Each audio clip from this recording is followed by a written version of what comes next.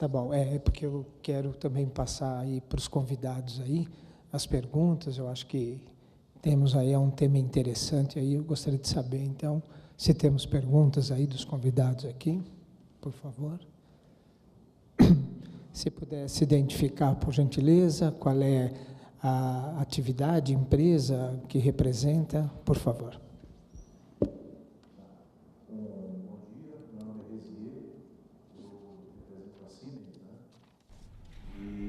Parabenizar aí pelo tema, né, os palestrantes, também as provocações, mas eu queria só ouvir um pouquinho da mesa com relação à segurança da informação. Quer dizer, o mundo está migrando aí para a digitalização, né, e há muita preocupação com relação a como é que essa informação, né, em termos de ataques, invasões, enfim, é só ouvir e aprender um pouquinho com relação a essa preocupação. Obrigado. Obrigado, Zé. Quem que... Não, fala. Eu começo, depois você continua. Sim, segurança da informação é absolutamente fundamental nesse mundo da internet das coisas aí, tanto quanto a privacidade do cidadão. Então, por exemplo, eu acho maravilhoso que a prefeitura está informatizando os semáforos, né? Porque hoje em dia, no passado não se adotou essa ideia de ter protocolos padrões, então se tinha dezenas de protocolos diferentes, porque cada fabricante não seguia o seu próprio protocolo proprietário. Então, agora a gente vai ter esse sistema que vai poder monitorar os semáforos. Mas a última coisa que a gente gostaria que acontecesse é que um cracker invadisse os semáforos e mudasse que o semáforo abrisse para quando ele passasse com o carro dele, né? Então, a segurança tem que estar incluído ali no hardware do semáforo, toda a comunicação via LoRa ali tem que ser... Tem que ter especialistas em segurança da informação ali, garantido que protocolos ali bons de segurança vão ser utilizados. Então, a Prodam precisa de especialistas, imagino que já deve ter, mas nunca precisa de sempre mais especialistas em segurança para garantir que isso aconteça. O software livre é um jeito de fazer essa segurança, porque se você tem o software livre, você consegue ver os protocolos ali, você consegue analisar as falhas de segurança. Se você compra um software fechado proprietário, você tem que simplesmente acreditar no fornecedor de que aquilo é seguro. Bom, você já respondeu, né? Mas do ponto de vista do município, assim, essa é uma das principais áreas que a gente está reestruturando na Prodam também. Quanto aos ataques, né, esses recentes, felizmente a gente passou ileso, né? Então a gente tem toda uma atenção nisso daí, mas olhando para frente, é o que o Fábio falou, né? A gente imagina que com a internet das coisas, não sei qual que é a previsão, Fábio, acho que é uma coisa assim, tipo, vai ter 10 mil computadores para cada ser humano. Então, assim, em pouquíssimo tempo, a maior parte, assim, mas muito maior parte dos dados vai ser entre máquinas. E esse é o maior desafio da internet das coisas hoje. Isso os especialistas todos dizem que a segurança da informação é o maior desafio do IoT. E esse caso do semáforo é icônico, né? A gente já tem falado a respeito disso.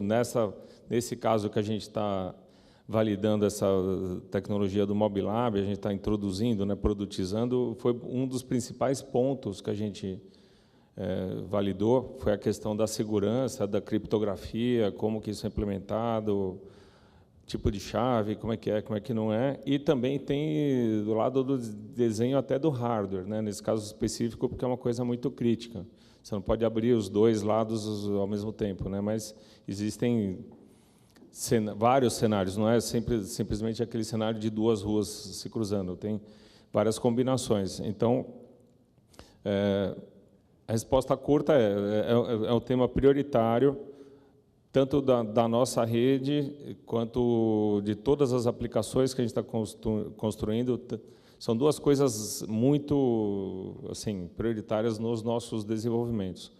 A segurança e a usabilidade, né? Tem a questão da acessibilidade também, temos especialistas em acessibilidade e tudo mais.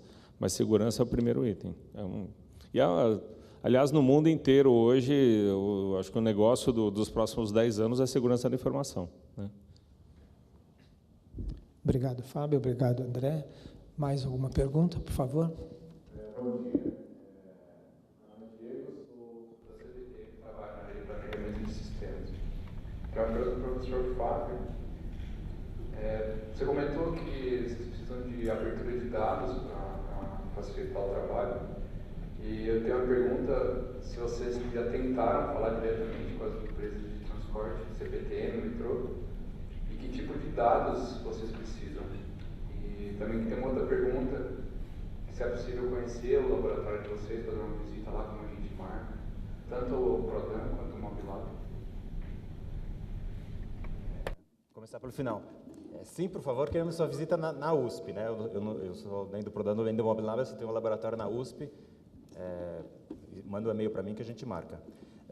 Sobre as empresas de metrô e ferroviárias, eu nunca tive contato.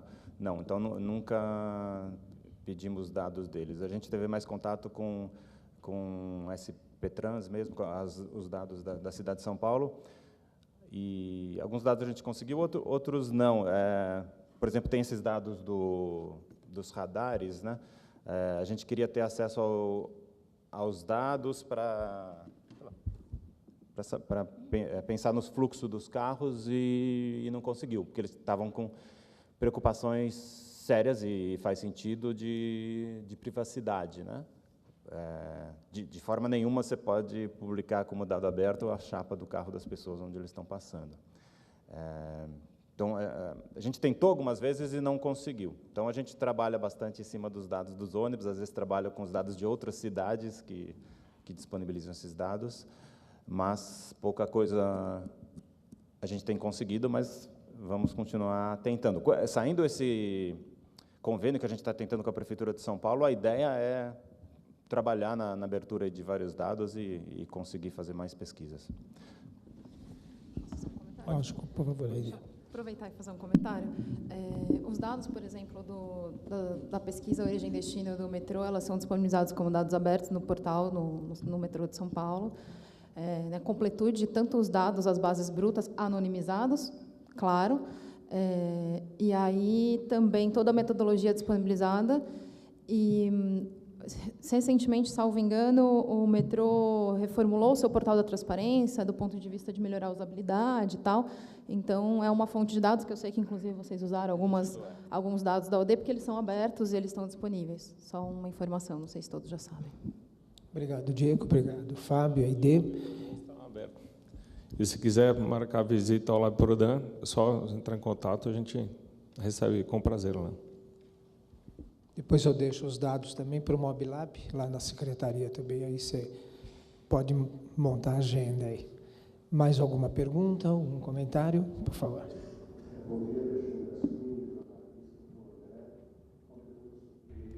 Quando essa central de operações estará pronta, considerada pronta, e qual o custo dela? Você fez uma pergunta difícil. Ela deve ser construída ao longo do próximo ano. O programa que a gente está fazendo, estamos discutindo uma vez por mês com o prefeito, assim, o desenvolvimento dos sistemas, dos protocolos operacionais que são mais importantes. A gente acha que no começo do ano que vem vai estar praticamente definido. Agora, a construção do prédio deve ocorrer no ano que vem, justamente pela sua segunda pergunta, que é quem vai pagar, quanto vai custar. Isso está sendo viabilizado por um projeto urbanístico, tinha uma questão de CEPACs, né, que chama? São CEPACs que estava vindo desde a outra gestão, e isso está sendo feito agora, tem um projeto de lei, vai ser aprovado, deve ser aprovado no final do ano, e feita a construção, um processo licitatório, a construção ao longo do próximo ano. A ideia deve ser entre outubro e dezembro do ano que vem. E aí os sistemas vão ser desenvolvidos em paralelo, né, que isso não independe da construção física do prédio. Tanto que no programa de governo, o que a gente propôs foi que o COI fosse no CICC, que foi construído para a Copa do Mundo, e é menos utilizado do que ele poderia ser, só que por motivos aí alheios à nossa vontade não foi viabilizado que isso fosse... O Estado teria que ceder aquela área para o município, acabaram não chegando no acordo, então vai ser feito um prédio novo num espaço da Prefeitura. Então, é mais ou menos no final do ano que vem. Obrigado, André, obrigado. Mais alguma pergunta? Alguma consideração? Tá ok. Passo a palavra para a mesa, então, para fazer as considerações finais, para a gente poder fechar. Fábio? Agradeço bastante o convite aí, acho que foi muito interessante essa discussão. Só gostaria, então, de, no futuro, a gente pensar em que a gente, para inovar, para ter serviços públicos de melhor qualidade, a gente tem que sair da zona do conforto, a gente não pode continuar na inércia. Então, para isso, a gente tem que buscar ali quais são as melhores práticas internacionais, implementar isso aqui, e para que isso aconteça, a gente vai ter que mudar o nosso comportamento, né? O que a gente fez até agora funcionou talvez por passado, não funciona mais, a gente vai ter que trabalhar de uma forma diferente agora, de preferência com maior colaboração entre os diferentes setores da sociedade, governo, startups, grandes empresas e academias, cientistas. Bom, também agradeço muito o convite, um evento bem interessante. Só gostaria de registrar isso, né? Nossa vontade, né? O que a gente está fazendo é uma transformação muito grande na Prodan, junto com a Secretaria de Inovação e Tecnologia. O Daniel tem, desde o início, nos pressionado bastante para sair de lá, estar junto com as secretarias todas, né? E a Secretaria dos Transportes é um grande parceiro, que está nos ajudando a criar coisas novas, e a gente está tendo uma possibilidade. A cada dia a gente está trazendo o pessoal de dentro para a rua para ver o que está acontecendo, e eu acho que está sendo muito benéfico para a Prodan como empresa, e eu acho que vai ser muito interessante para o município, porque a gente tem muita informação interessante lá dentro, tem gente capacitada, e eu acho que estava faltando esse entrosamento maior, né? Então, quem aqui tem interface conosco, as nossas portas estão abertas, se quiserem ir lá conhecer o laboratório, estendo o convite a todo mundo.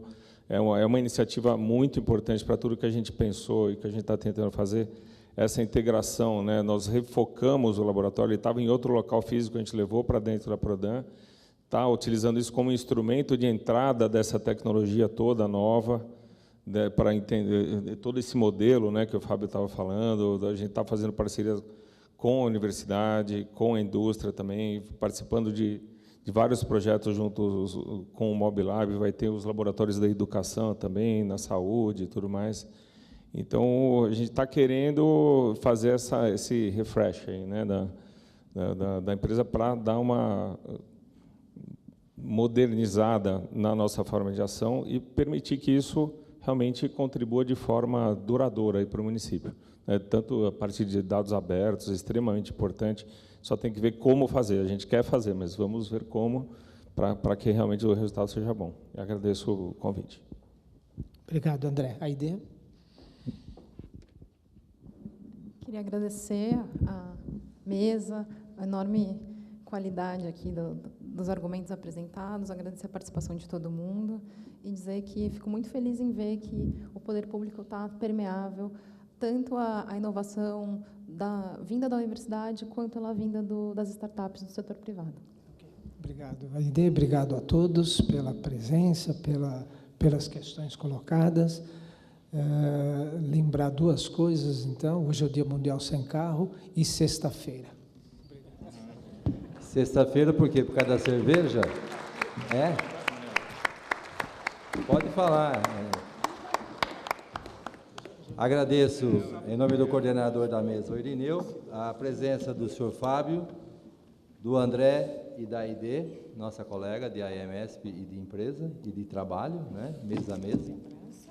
Fiquem à vontade.